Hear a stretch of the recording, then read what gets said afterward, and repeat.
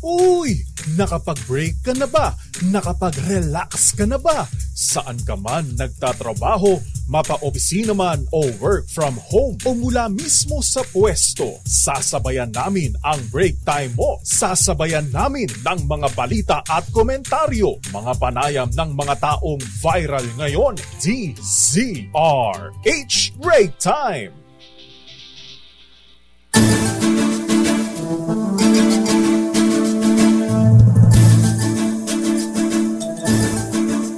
Magandang hapon, Pilipinas.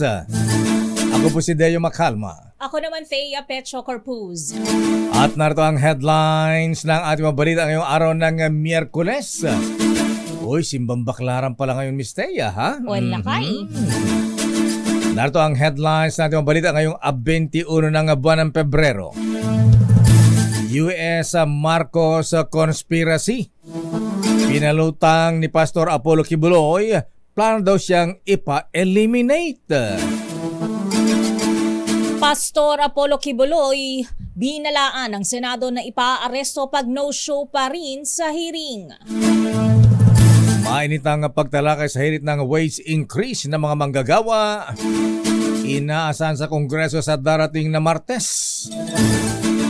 Pagtalakay sa hirit na amyenda sa 1987 Constitution sisimula ng Kamara sa Lunes, Pebrero 26. Legalisasyon ng diborsyo sa Pilipinas. Pabor ka ba dyan? Okay lang lakay. Ganon. Kung gusto nila. Baka gulpihin ako ni Mrs. pagka sinabing pabor ako rito.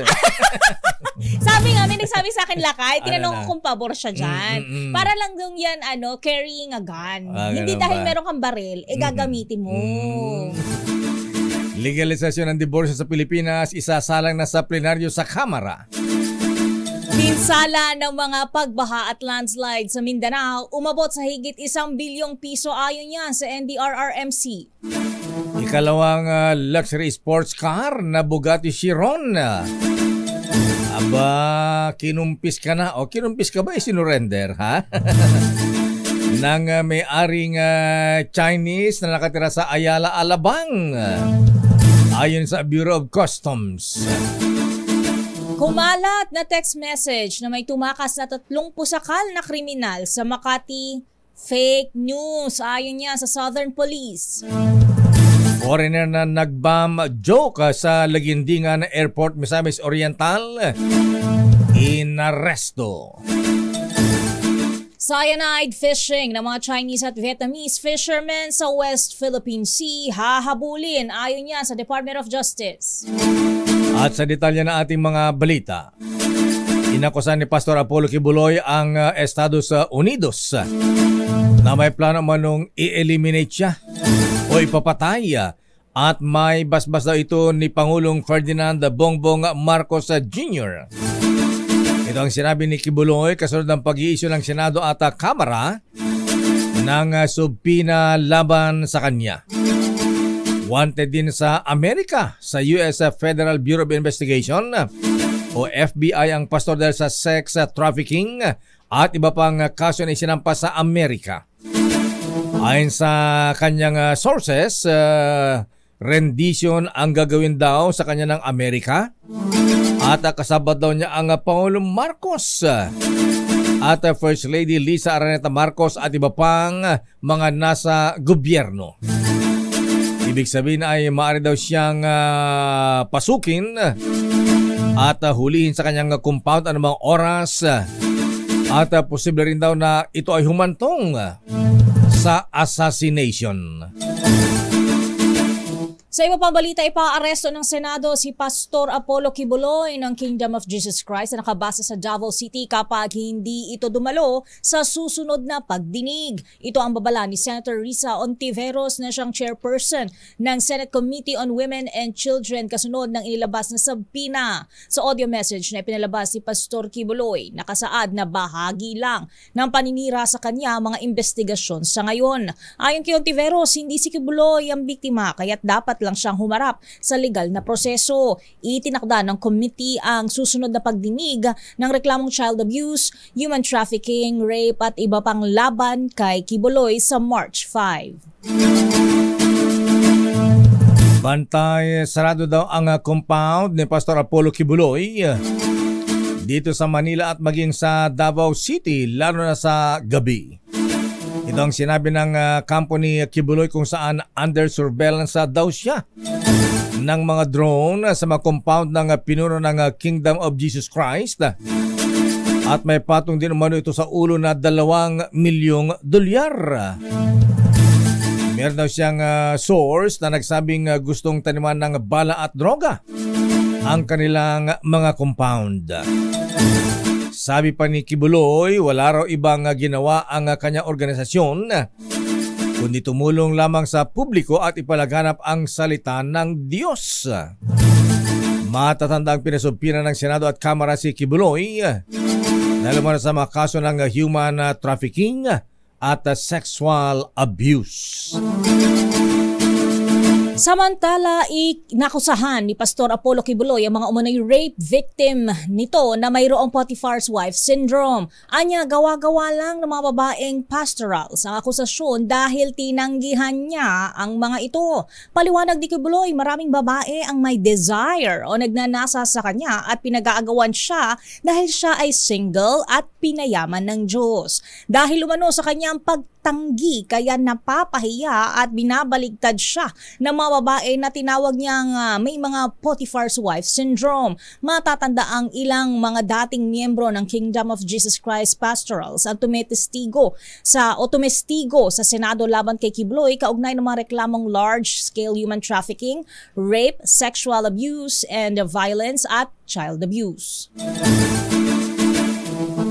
Sisimulan na sa Martes ng Kongreso ang pagdinig naman sa mga panukalang dagdag sahod para sa mga manggagawa. Ayon naman kay Marikina Congresswoman Estela Kimbo, naka-schedule ang hearing ng House Committee on Labor and Employment na pinamumunuan ni Rizal Congressman Fidel Nograles. Dito inaasahan na ipapaliwanag na economic managers ang epekto ng wage increase sa issue ng unemployment, inflation at posibleng pagbagsak ng gross domestic product. Nilinaw ni Congresswoman Kimbo na sensitibo ang Kamara sa kalagayan ng mga manggagawa pero dapat aralin din ang epekto nito sa presyo ng mga bilihin at pagtaas pa ng unemployment rate. Sa ipinasang bersyon ng Senado, ipatutupad sa buong Pilipinas ang panukalang 100 peso wage increase na sa tingin niya ay dapat ito ay depende sa sitwasyon sa iba't ibang rehiyon. Samantala, dapat mas pagtuunan ng pansin ng mga mambabatas ang patuloy na pagtaas ng mga bilihin kaysa sa pagsasabatas ng aumento sa sahod ng mga Pilipino. Ayon sa Philippine Chamber of Commerce and Industry, 5 milyong Pilipino lamang ang makikinabang sa 100 piso na dagdag sa daily minimum wage. Sinabi ni PCCI President Enunina Mangio na iwan na lamang sa mga Regional Wage Board ang desisyon tungkol sa pagdadagdag ng sahod. Una nang sinabi ng Employers Confederation of the Philippines o ECOP at DILG na maaari itong magresulta sa lalong pagtaas ng mga bilihin at lalong paglobo ng inflation sa bansa. Babalikan natin ang pang detalye ng ating mga balita. Yung ikalawang sports car na Bugatti Chiron na nagkakahalaga ng 165 million, Miss Thea. Lakay, pwede ba ipa-test drive yan? Oo nga. Okay lang kahit napapicture man lang. Ayan, malapitan. Isinurrender daw ng may-aring Chinese na nakatira sa Ayala, Alabang. Ayon sa Bureau of Customs. Samantala, foreigner naman na nag-bomb joke sa Lagindingan Airport sa Misamis Oriental, inaresto. Ang detalye ng mga balitang yan sa ating pagbabalik sa ating palatuntunang Break Time. RH Break Time. Oras, Mr. Tolitz, Lito Palapag. Alas 4:21. Miss Thea, oras, Miss Thea. Alas 4:25. Sa detalye pa rin natin mga balita, tatalakayan na sa plenaryo ang panukalang o gawing legal ang diborsyo sa Pilipinas. Ayon kay Gabriela Party List Congresswoman Arlene Brosas, noon pang 13th Congress isinusulong ang legalisasyon ng divorce. Sinabi rin ni Congressman Edsel Lagman Albay na maraming kababaihan ang nakaranas daw ng karahasan, infidelity at iniiwan ng kanilang mga mister. Kaya gusto nila magkaroon ng diborsyo. Inaasa namang magiging kasing init na usapin sa charter chains ang tinatawag na Absolute Divorce Bill sa sandaling simulan ang pagtalakay sa plenaryo. Samantala, sisimulan ng talakayin ng Kamara de Representantes ang resolution of both houses number 7 o pag-amyenda sa 1987 Constitution sa Lunes, February 26. Ito ang inihag ni Assistant Majority Leader La Union 1st District Representative Francisco Paulo Ortega sa press conference ng mga kongresista ngayong araw. Ayon kay Ortega, plano nilang tapusin ang deliberasyon sa RBH 7 bago ang congressional break. Unang inanunsyo na ngayong araw dapat magko-convene ang Kamara bilang Committee of the Whole para talakayin ang amyenda sa economic provisions. Matatandang inihain sa Kamara ang RBH 7, halos pareho lang ang nilalaman sa RBH 6 ng Senado. Standby sa ating mga reports. Standby let Narciso mula sa Malacanang.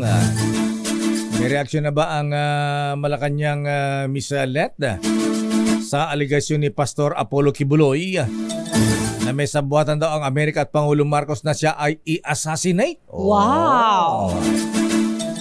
Standby Raymond mula sa Senado, standby Milky mula sa Kamara.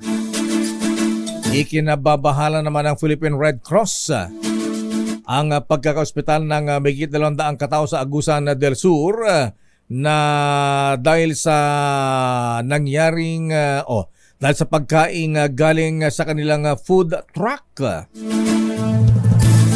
Ayon sa Red Cross, nakatutok ito sa kaligtasan ng mga pasyente at ng mga apektadong residente na isinugod sa pagamutan.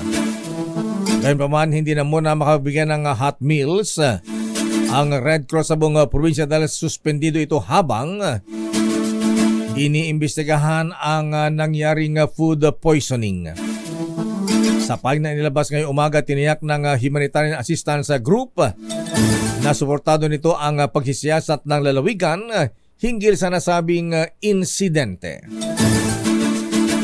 Sa iba pang balita, pumalo na sa mahigit 1 bilyong piso ang pinsala sa infrastructure epekto ng mga pagbaha at landslides sa Mindanao. Ayon sa National Disaster Risk Reduction and Management Council o NDRRMC, nasa 1,198,653,314 pesos na ang damage sa infrastruktura sa Davao at Caraga, habang 558,254,553 pesos naman ang pinsala sa agrikultura sa mga nabanggit na rehiyon at kabuuang 1,762 na mga bahay din ang na-damage. Sa ngayon, nasa ilalim pa rin ng state of calamity ang mga sumusunod na lugar: Maco, Davao de Oro, Agusan del Sur, Linguig, Surigao del Sur, Butuan City, Las Nieves, Agusan del Norte.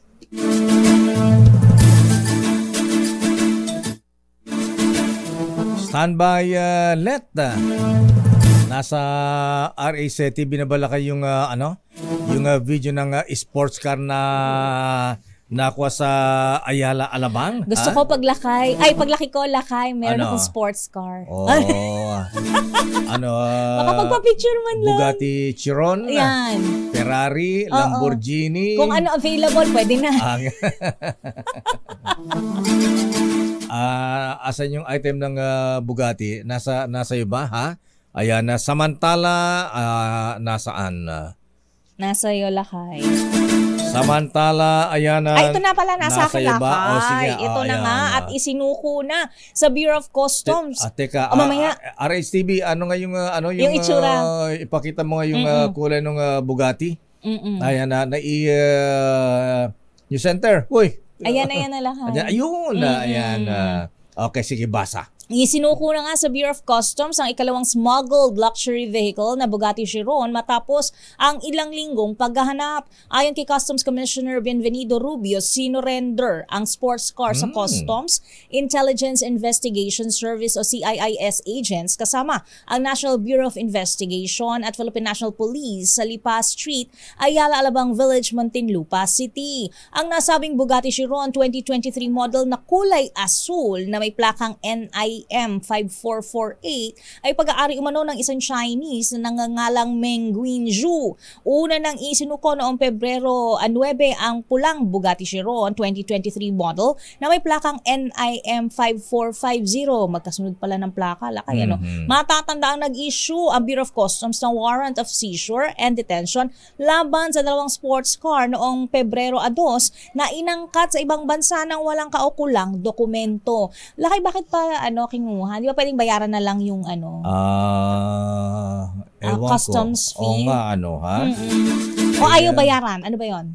Siguro, kung babayaran, malaki. Ayan. Naman, kasi mahal yan. Kasi kung ismagal dyan, di siyempre, di nagbayad ng tax. Oo nga. Di mas mura. Kung magbabayad pa ng tax, baka Mga magkano na yan, lakay? madadagdagan ng kalahati o 1/4. Ewan ko, depende sa taripa. So ayaw bayaran. Ayan, Soli na lang siguro, sasakyan, ganun. Pero kung isinurrender, bakit hindi nila sa Bureau of Customs? Ayan, mas exciting sana, papunta sa customs, tapos sinusundan ng mga mga pulis. Oo, lakay, di ba? Anyway, ayan. Sino nag-drive? Ewan ko lang kung Yung may-ari. Hindi, sa Ayala Alabang na pinuntahan ng customs ng Isinorender Customs Intelligence and Investigative Service. Siya na nag-drive? Investigation Service. Sila na nag-drive? Palay ko si Atty. Jet Maronilla ang nag-drive nito. Sarap! Jet, Depcom, ikaw bang nagmaneho nito, ha? At sabi na ating bubit sa Ayala Alabang, Ano daw?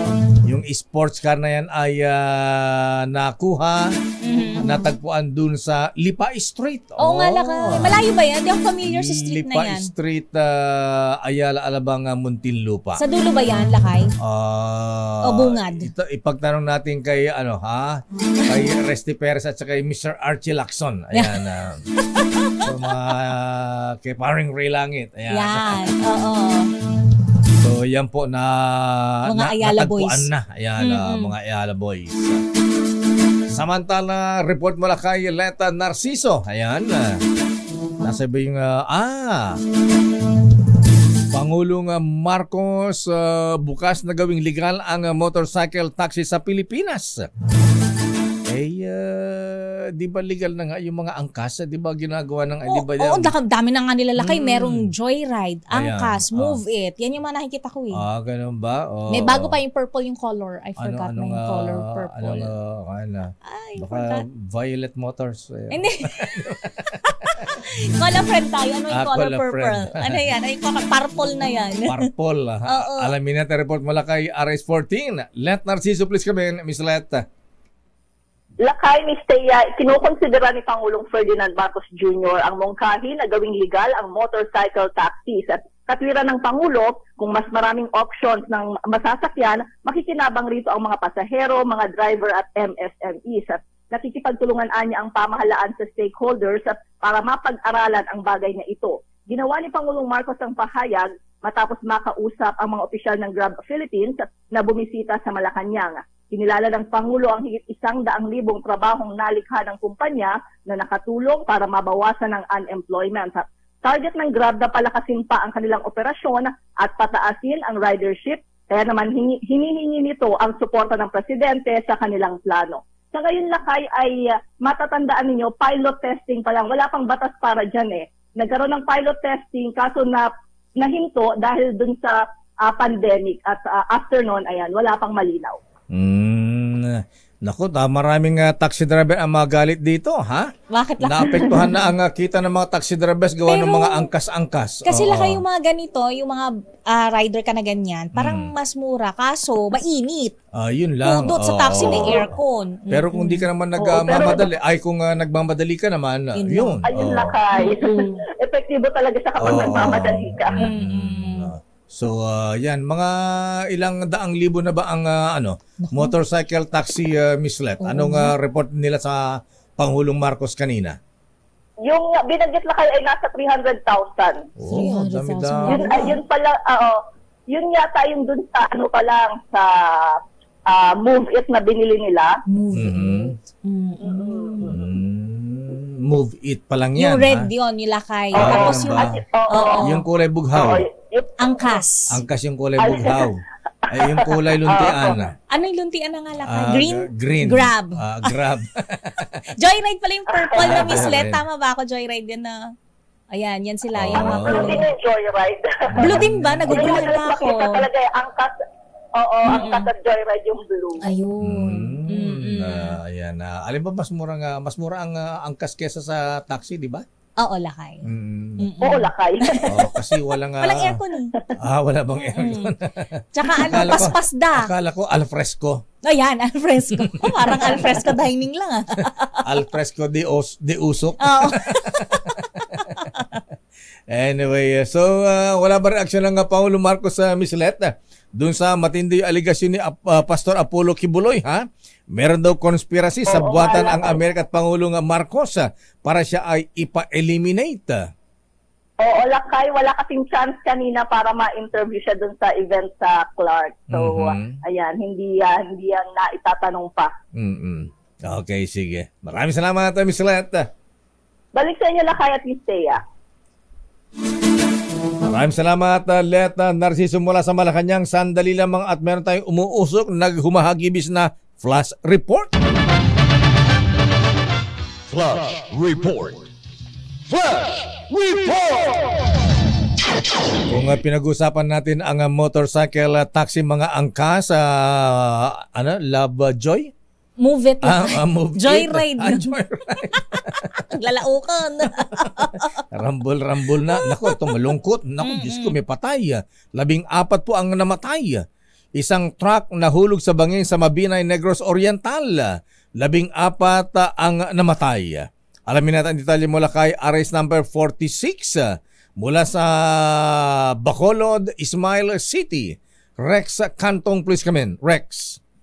Yes, Lakay Deo at Miss Thea, napakasaklap na balita itong natanggap ng ngayon lamang na hapon. 14 ang patay sa inisyal na informasyon habang 3 pa rin ang sugatan matapos nahulog sa bangin ang isang truck sa Barangay Bulwang, bayan ng Mabinay, Negros Oriental. Ayon kay Police Major Nelson Lamoco, Chief of Police ng Mabinay PNP, sa initial na investigation na isinagawa ng mga kapulisan bandang 2:00 nitong hapon lamang, isang truck na komprador ng mga hayop na pag-ari ni Pili Disipulo ng La Libertad, aksidenteng nawala ng brake habang binabaybay ang daan patungong bayan ng Mabinay nang nangyari ang aksidente.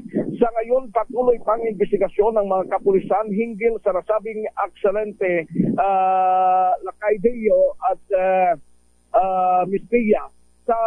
Habang ang mga injured victims patuloy na ginagamot sa Mabinay Community Hospital para sa immediate medical treatment. Sa initial na mga pangalan na kay Deyong nakuha natin dito, sa initial pa ito wala pang konfirmasyon na patay o sino bang namatay dito, but ang mga sakay ng truck ay sina Junjun Mijos, Pili Disipulo, may-ari ng truck, Lindon Disipulo Jr. at Rodnick Disipulo, Dudoy Mijos, Alan Flores, Nilwin Bilando, Leo Jimboy at Marlon. Patuloy pa sa ngayon ang pagkuha natin ng mga pangalan dito sa mga sakay ng nasabing truck kasamang Lakay Deo at Thea. Rex, So, Rex, yung bang mga namatay sakay doon sa truck mismo o doon sa binagsakan? Yung may nakita akong bahay doon sa binagsakan. yes, sakay mismo ng truck sa initial na investigation ng kapulisan ng Mabinay sakay sila ng patungong La Libertad sana, pero pag nang dumating sa area, doon nagkagulo daw yung brake parang hindi naka-brake yung driver nang kaya't nahulog sa bangin at sa itong bahay, sa initial na information na parang may sugatan dito, pero isa lang yung reported na sugatan dito sa Rio. Okay, maraming salamat Rex Cantong. Thank you. Yes, sir. Mula dito sa Action Radio Bacolod, dito sa Rex Cantong, tuloy-tuloy sa pagbabalita, tuloy-tuloy sa serbisyo, sama-sama tayo, Pilipino. Flash Report. Flash Report! Magtsatsa muna tayo. Pangulong BBM Lakay pinasalamatan ng mga senador sa tiwala sa kanila sa usapin ng Chacha. Ang detalye bibigay sa atin ni RH28 Raymond Dadpaas. Raymond. Mr. Mayor, nagpasalamat ang mga senador kay Pangulong Bongbong Marcos sa tiwalang ibinigay sa kanila pagdating sa usapin ng charter change o Chacha. Ito ay sa pahayag ng Pangulo na ang Senado ang manguna sa Chacha at susuportahan ng Kamara de Representantes. Ayon kay Senate President Juan Miguel Zubiri, sinimulan na nila ang kanilang trabaho ng tinalakayang Resolution of Both Houses No. 6. Pinakikinggan ng mga eksperto sa batas, mga pabor at kontra sa Chacha. Tiniyak ni Zubiri na gagawin nila ang lahat para sa pinakamagandang economic amendment na pakikinabangan ng mayorya ng ating mga kababayan at protektahan ang ibang bahagi ng ating saligang batas. Ayon naman kay Senator J.B. Ejercito, mahalaga at nagsalita na ang Pangulo, wala nga lang sanang gulo kung nasunod ang napag-usapan na Senado ang mangunguna sa Chacha at hindi itong People's Initiative na ipinursige sa Kamara de Representantes. Para kay Senador Bong Revilla, tama ang Pangulo at ipinagpasalamat ito ng Senado. Nagpasalamat din ito sa inihaing Resolution of Both Houses No. 7 sa Kamara de Representantes para din sa economic Chacha. Naniniwala sa Revilla na walang masama na sabay ang gagawing pagdinig ng Senado at Kamara sa Chacha. Umaasa naman si Senador Jingo Estrada na may sasantabi ng word war sa pagitan ng Senado at ang Kamara matapos na magsalita si Pangulong Bongbong Marcos. Paalala naman ni Senate Minority Leader Aquilino Coco Pimentel III, nagsalita na ang Pangulo at dapat lang makinig ang kanyang mga taga-suporta sa Senado at ganoon din sa Kamara. Para sa kauna-unan sa Pilipinas, DZRH, ito si Raymond Dadpaas, tuloy-tuloy sa pagbabalita, tuloy-tuloy sa serbisyo, sama-sama tayo, Pilipino. Ayan, sabi natin na butit nagsalita na ang Pangulo, di tahimik na sila. Quiet na. Oo. Quiet, ayan, nagsalita na si teacher. Oo, peace on earth.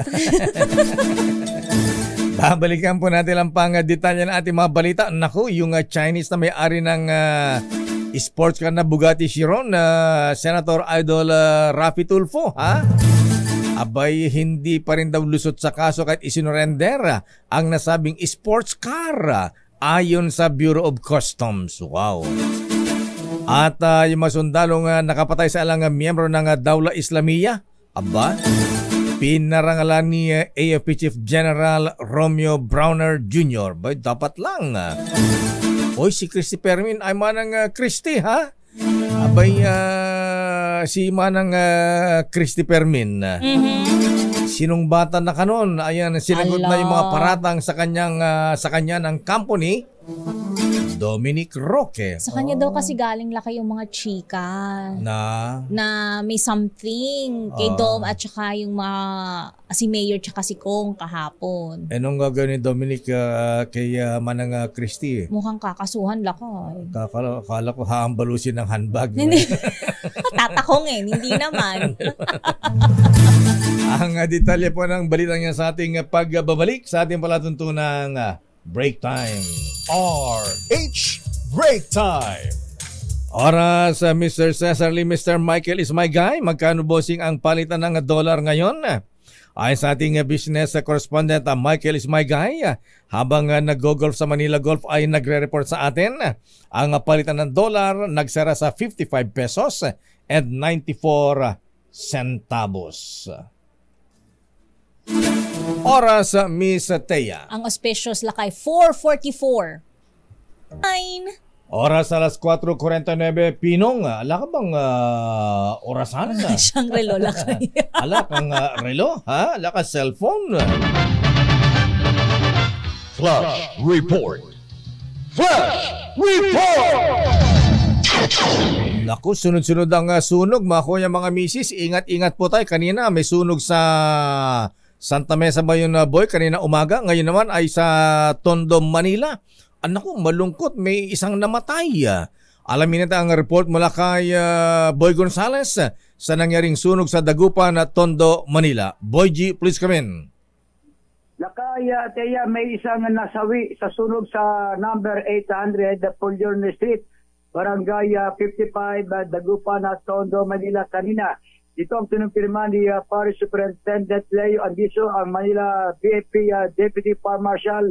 Pero tumanggi muna siyang pangalanan ang biktima dahil sa hindi pa nahanap ang pamilya.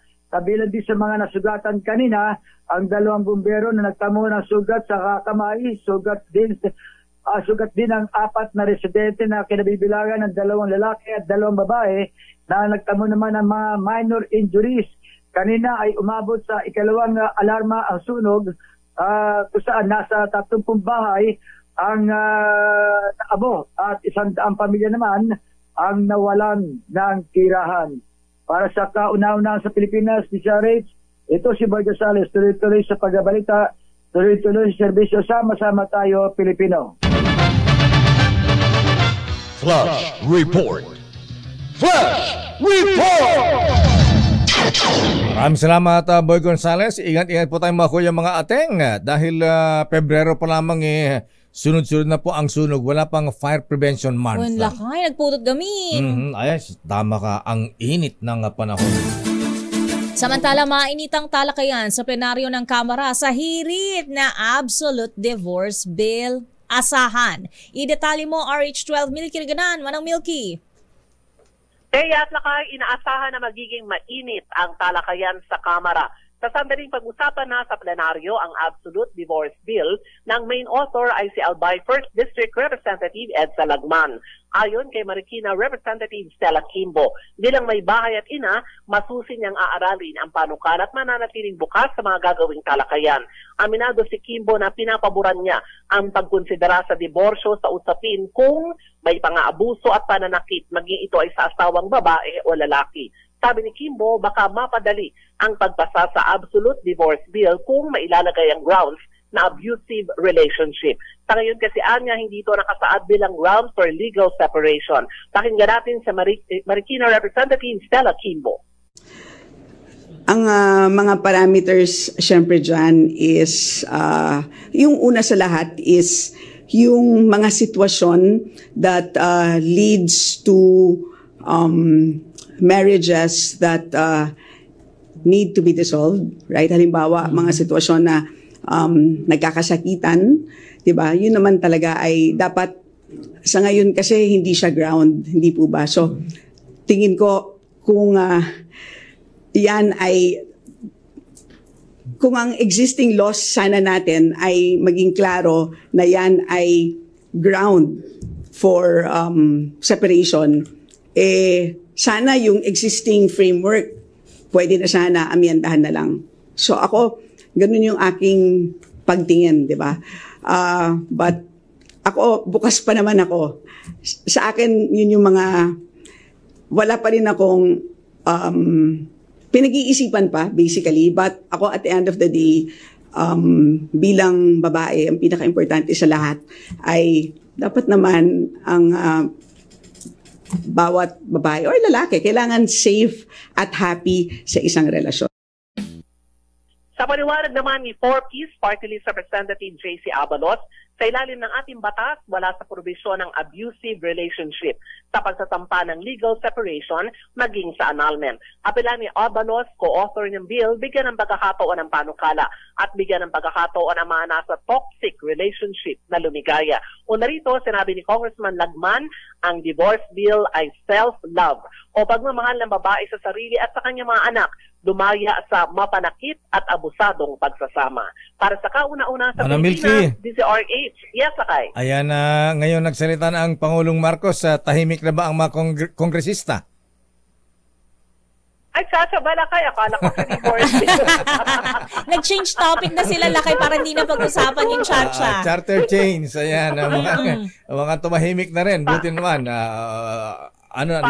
Parang gusto pa naman ni Thea pag-usapan ng divorce bill, Lakay. Sana gawin nilang mas affordable, Lakay, manang Milky, di ba? Bigla silang kabyo. Mahal Buti naman tumahimik na. Ayan, oo. Oo.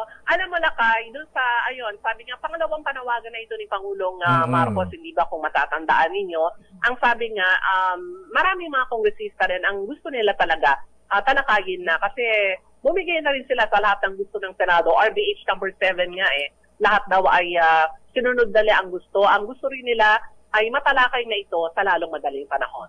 Ayan, okay. So, at least peace on earth na.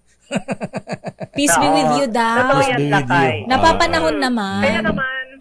Kaya naman ang Kamara, ayan, iba-ibang issue na rin ang tinatalakay dito kasi nga, nagsalita na ang Pangulo at nasa Senado na ang bola para sa Chacha. Buti naman at nakinig na sila, ha? Pagka nagalit yung mabait, nakakatakot yan. Baka hambalusin sila lahat yan. Nakakatakot yan. O, para lumayo na rin sa usapin ng Chacha, Lakay, ang Kamara, ayan, sa Martes, nakaschedule na rin ang pagdinig sa mga wage bills dito sa Kamara. Teka muna, anong klase yung paglalagyan kulungan kay Pastor Kibuloy daw? Pag hindi pa rin siya nagpakita. Mas maganda ba yung kulungan niya sa Kongreso kaysa sa Senado, Manang Milky? Dito sa Kongreso, Lakay, mas maganda. Unlike sa Senate, oo, dun sa may parking sa may basement. Nandun sa may parking. Pero maganda naman, maliit na silid, air condition, pero lalabas ka for bago ka man, para mag-CR ka. Ano yung food? Ano yung food? Board and lodging pala. Yung food. KKB. Binibigay naman sa kanila. Okay, catered naman yun. Talaga. Ayan. So, depende kung saan niya gusto, kung sa Senado o sa Kamara. Okay, Food Panda o...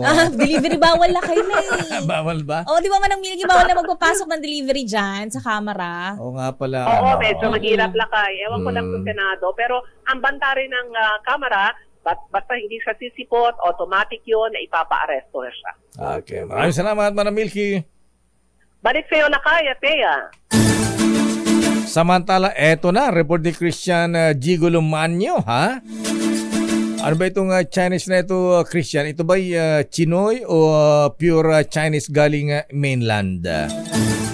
Chinese na may-ari ng Blue Bugatti Chiron sa Muntinlupa, Ayala Alabang, Muntinlupa City, hindi lusot sa kaso kahit isinurrender pa ang kanyang luxury, ang kanyang sports car. Arrest number 8, Christian Manyo, please come in. Christian.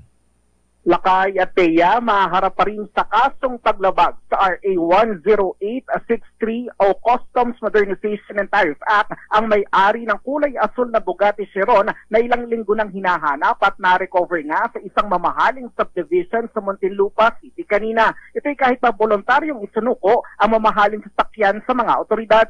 Sa inilabas sa pahayag ng Bureau of Customs ngayong hapon, ang smuggled luxury sports car na may plate number na NIM 5448 ay isinurrender sa Customs Intelligence and Investigation Service ng BOC, NBI at Muntinlupa PNP at ngayon ay dinala na sa tanggapan ng BOC sa Port of Manila. Matatandaan na una nang na-recover ng BOC ang pulang Bugatti Chiron na may plate number naman na NIM 5450 sa kaparehong subdivision noong Pebrero 9 matapos din isuko ito sa mga otoridad. Ang bawat isang Bugatti, Lakay, ay nagkakahalaga ng 165 million pesos at kapwa nasa kustodiya na ng POC habang mahaharap naman sa kaso ang dalawang registered owner ng sports car na kinilalang sina Meng Guinzu at Zhang Nguyen. Sa tanong, Lakay, ukol sa reward, ito ay pag-aaralan pa umano ng POC dahil Lakay isunuko naman at nakipagtulungan naman sa otoridad ang may-ari ng dalawang sasakyan. Yun, Lakay. So, yung reward na tinatanong. Paano yung reward ng kapitbahay na nagsumbong? Oo. Parang kilala ko yung ang bibigay sa atin na reward 20%.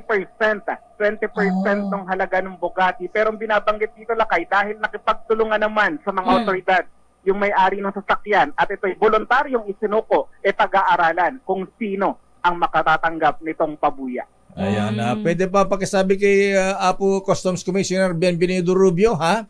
Hiramin natin ng kahit na isang buwan, i-display ko lang sa Star City, kasabay ng Rolls Royce ni Freddy. Oo nga, di ba Lakay? Para money making pa, no? Ginawa museum. Ayan, pwede bang parentahan muna ng konti yan? Ipan-display natin dito sa Star City para ano, ha? Kaysa maalikabukan dyan sa parking baka nyo. mami ilagay lang sa yarda dyan sa customs eh. Sayang naman. Katulad ng mga sports cars na kinuha dun sa Pasig. Mangungupas lang. Ano nangungupas? Tinutubuan na yata ng ng damo. Sayang naman, ha? Ayan, pakisabi kay Customs Commissioner, pwede nating alagaan dito sa Star City. Ayan. Tsaka baka pala ka-fuel pa yung fuel niyan, baka full pala ka. Ganun ba? Araw-araw iwawax namin yan. Maraming salamat, Christian. Para sa aking huling extra, Lakay. Para sa last na ba? Tratado to, ha? Akala ko bukas pa. Bakit last na to? Binibiro lang kita mag-resign. Tuluyan ka na mag-resign. Parang full-time gigolo na siya. Huling araw. Taksil ka. Lilipat ka sa DCWB. Taksil? Saan ka ba lilipat? Sa DCWB, DCMM o doon sa SMNI? Oo nga. Saan daw? Sagot! Secret muna, Lakay. Huwag ibigay ang separation pay nito. Naubos na daw niya, Lakay. Naubos na ba? Na-advance. Ayan, lang yun. Taksil. Ayan. Sabi ni Orly Trinidad ng DCWB, ayan, siya daw ang bahala sa'yo, ha? Ayan, i-deploy ka daw sa police beat. Ayan. Sige. Do your last. Mag-isip-isip ka muna. Sasakalin na kita eh. Maraming salamat lang kay Ateya para pa rin sa kauna-unahan sa Pilipinas, DCRH. Ito si Christian Manio. Tuloy-tuloy sa pagbabalita, tuloy-tuloy sa serbisyo. Sama-sama tayo, Pilipino. Maraming salamat, Christian. We will miss you. Pero ano man ang mangyari, ayan, may oras ka pa para mag-isip-isip. Mag-isip ka daw muna. Maraming salamat, Christian. Habol natin yung report ni Edniel. Mga sundalong nakapatay sa ilang miyembro ng Dawla Islamiyya pinaranglan ni AFP Chief Romeo Browner Jr. RH52 Edniel Parrosa. Detalye mo, Edniel. Parang ayoko na tuloy sumunod kay Christian mag-report. Eto di ko malaman kung sabi ni Orly Trinidad, ayan, sabi Lakay. nag-aabang daw sila sa DCWB. Ayan, baka mamaya kay Henry Umaga Diaz naman sa kay Manang sino ba yung si Mutya ng Masa? Sino Lakay? Si Doris. Ayan, Doris Bigornia. Ayan, oo. O sa SMNI. Ayan, saan malilipat tong si Christian talaga, ha? Anyway, Edniel, ano report mo? Lakay, pinarangalan ng Armed Forces of the Philippines sa mga sundalo nitong nakipagbakbakan sa mga miyembro ng Dawla Islamiyya Maoti Group. Mismong si AFP Chief of Staff General Romeo Browner Jr. ang nagsabit ng Gold at Silver Cross medals sa mga tauhan ng 103rd Infantry Brigade sa Marawi City. Ayon kay AFP Public Affairs Office Chief Colonel Sergio Trinidad, kaugnay ito ng kanilang ginampanang misyon sa pagkaka-neutralize ng ilang miyembro ng teroristang grupong sangkot umano sa pagpapasabog sa Mindanao State University noong Disyembre. Tinawag ng general na simbolo ng dedikasyon ang mga iginawa ditong parangal, hindi lamang sa Marawi, Lanao del Sur at Lanao del Norte, kundi para sa buong Pilipinas. Ginawa ni Browner ang pagdalaw matapos naman siyang magtungo sa headquarters ng 1st Infantry Division sa Zamboanga del Sur para makiramay sa pamilya ng 6 na sundalong nasawi sa kamay ng DI Maute sa Lanao del Norte nitong Pebrero 18. Ipinaalala rin ng Chief of Staff sa mga sundalo na nanonood ang buong mundo sa kung paano nito sukulin ang terorismo kahit una nang ipinahayag ng AFP na nakaranas na ng leadership vacuum ang DI Maute matapos mapaslang si Gaddafi Mendesa alias Engineer, ang sinasabing Amir o leader ng grupo sa Pilipinas at mastermind sa MSU bombing. Inulap naman ng local media sa Mindanao ang talumpati ni Browner na nagdidiin sa kanyang mga tauhan para manatiling nakafocus sa paghabol sa DI Maute at huwag munang pumatol o madistract sa mga nangyayari sa politika. para sa kauna-unahan sa Pilipinas, Baser H. Edniel. Ito, si Edniel Parrosa. Lakay. Ano bang binigay ni Jel Omet sa mga sundalo natin? Medalya lang? Wala bang kasamang cash yan? O kaya Armalite? O kaya Bazooka? Oo. Paid vacation man lang, ganyan. Yung mga ang alam ko Lakay, yung mga nasawi, of course, yung pamilya noon, may mga financial assistance. Tapos yung mga kamag-anak nila na willing o gustong pumasok sa military service, ay tutulungan ng AFP na mapabilis yung pagpasok sa military service. Yun yung alam natin na extra o doon sa mga medalya sa mga survivor itong pinakahuling encuentro sa DI Maute. Okay, maraming salamat Edniel Parrosa. Balik sa inyo, Lakay at Mistea. At sa ating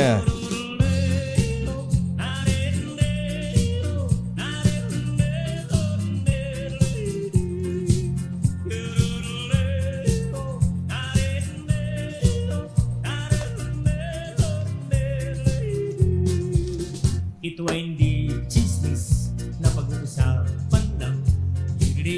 Walang labis, walang... Eto hindi chismis, Miss Aliyah ha. Birthday ngayon ni Vice Governor Baby Lilia Pineda ng Mekini, Pampanga. Yan. Uy! Ay nanay baby, happy birthday. Ayan, apa tayo dyan? Binabati ka ni Bossing Bong P. Ayan. At si Governor Dennis Pineda. At happy birthday ni kay Brad. Brad, the Judge Director Felix Reyes ng PCSO. Happy birthday. Abay, alam ba tayong barikan dyan ng Emperador Double Light. Showbiz. Christy Fermin, sinagot ang mga paratang sa kanya ng kampo ni Dominic Roque. I-detalye mo, Showbiz Princess, Aliyah Ikatlo IV.